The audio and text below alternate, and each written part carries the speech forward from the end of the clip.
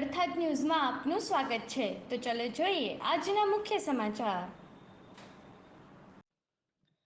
જામનગરના યુવકનું અપહરણ કરીને તેને ઢોર માર માર્યો હતો। આ બનાવ સામે યુવા દલિત સમાજ જામનગર દ્વારા આજે કલેક્ટરને આવેદનપત્ર પાઠવવામાં આવ્યું હતું।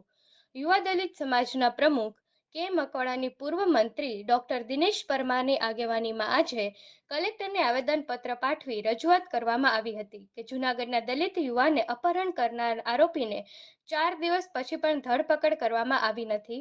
આ કેસ ન્યાય ઝડપી કામગીરી કરવાની માંગ રજૂ કરવામાં આવી છે। યુવા દલિત સમાજ જામનગરના પ્રમુખને ઢોર માર મારવામાં આવ્યો હતો। આરોપી ગણેશ જાડેજા અને તેની ટોળી 10 શખ્સોને રિમાન્ડ લેવા જોઈએ। 4 દિવસ પછી પણ ફરિયાદ નોંધવામાં આવી નથી। આરોપી ગણેશ જાડેજાની ધરપકડ થઈ નથી, તેને કારણે આશય આપ્યો હતો તે તમામની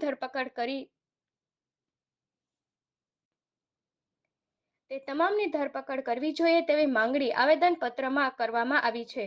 આ આવેદનપત્ર પાઠવવા સમયે એનએસયુઆઈના તૌસીફ ખાન પઠાણ, યુથ કોંગ્રેસના મહિપલસિંહ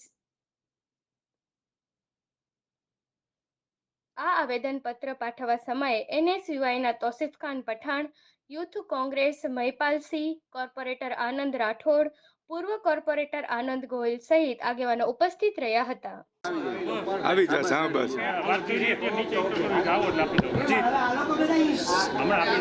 ગુજરાતની સમગ્ર પ્રજા જાણે છે કે ગોંડલની દાદાગીરી, ગુંડાગીરી કેટલી હદ સુધી વિફરી છે। ગુંડાઓ તો ગોંડલના માથાભારે હતા અને સમગ્ર ગુજરાતમાં દાદાગીરી કરતા હતા। હવે એના વારસદારોએ પણ વારસો લીધો છે અને 30 તારીખ રાત્રે 11 વાગે જ્યારે દલિત સમાજના પ્રમુખ રાજુભાઈ સોલંકીના પુત્ર સંજયભાઈ સોલંકી એના 6 વર્ષના દીકરાને લઈ અને મોટરસાઇકલ ઉપર જતા હતા ત્યારે આ ગુંડાગીરી કરવાવાળા, દાદાગીરી કરવાવાળા જયરાજસિંહ અને એના પુત્ર જયરાજસિંહના દીકરા ત્યાં 3 ગાડીઓની અંદર આવી અને એવી રફ ગાડી ચલાવી કે જેથી પેલો બાબો ડરી ગયો। એટલે પેલા ભાઈ સંજય સોલંકીએ ઠપકો આપ્યો કે તમે ગાડી શાંતિથી હલાવો, આવી રીતે તમે હલાવો, જો આ તકલીફ થઈ પડે તો અંદરથી 3-4 જણા ઉતરી બેફામ ગાળો બોલી, માર મારી અને એવું બધું કર્યું। એની ખબર એના પિતાજીને પડી।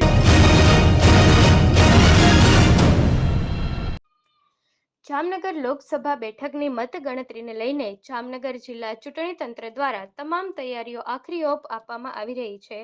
તે મુજબ 7 વિધાનસભા મત વિસ્તાર, કુલ 76 ટેબલ તેમજ પોસ્ટલ બેલેટની કાઉન્ટિંગ માટે કુલ 10 ટેબલની મતગણતરી થશે।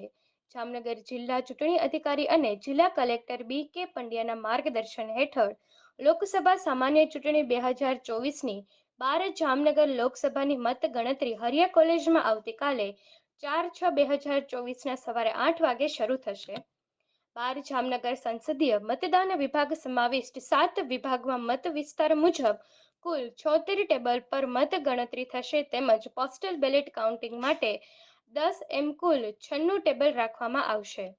વિધાનસભા મત વિસ્તારમાં દીઠ 76 કાલાવડ ઈએમ મશીન માટે 12 ટેબલ, 24 ગ્રાઉન્ડ, 77 જામનગર ગ્રામ્ય વિધાનસભામાં 12 ટેબલ અને 23 રાઉન્ડ, 78 જામનગર ઉત્તર વિધાનસભામાં જેમ 12 ટેબલ 20 રાઉન્ડ, 79 જામનગર દક્ષિણમાં 12 table 17 round, 80 જામજોધપુરમાં 12 table 23 round, 81 ખંભાળિયામાં 14 table 24 round અને 82 દ્વારકા વિધાનસભા મત ગણતરી માટે 12 ટેબલ પર 26 રાઉન્ડ કરવામાં આવનાર છે।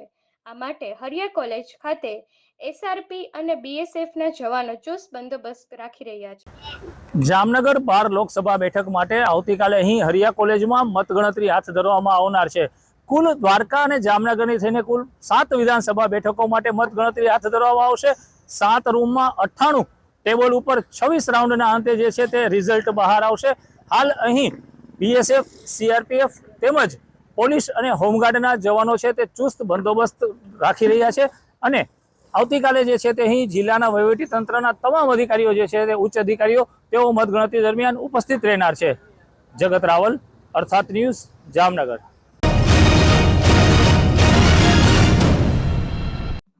એક્ઝિટ પોલના તારણોમાં મોદી સરકારની વાપસીના તારણો નીકળ્યા પછી આજે સવારે સેક્શન 2622 પોઈન્ટ ઉછળીને 76,583નો રેકોર્ડ બ્રેક સપાટીએ પહોંચ્યો હતો, ત્યારે નિફ્ટી પણ 870 પોઈન્ટ ઉછળીને ઓલ ટાઈમથી થઈ 23,338 પોઈન્ટને પાર કરી ગયો હતો. ગઈકાલે એક્ઝિટ પોલના તારણો જાહેર થયા પછી શેર બજારમાં આજે ધમાકેદાર શરૂઆત થઈ હતી. પ્રી ઓપનિંગ સેક્શનમાં તમામ રેકોર્ડ ધરાશાયી નાખતા 76,583 પોઈન્ટની સપાટી સ્પર્શી હતી. સેક્શનમાં આજે એક્ઝિટ પોલની ઇફેક્ટ દેખાઈ હતી અને તેની સાથે 2,622 પોઈન્ટનો ઉછાળો જોવા મળ્યો હતો. તો આ હતા આજના મુખ્ય સમાચાર. અમારી અર્થાત ન્યૂઝ ચેનલને યુટ્યુબ, ફેસબુક અને ઇન્સ્ટાગ્રામ પર લાઈક કરો, શેર કરો, સબસ્ક્રાઇબ કરો.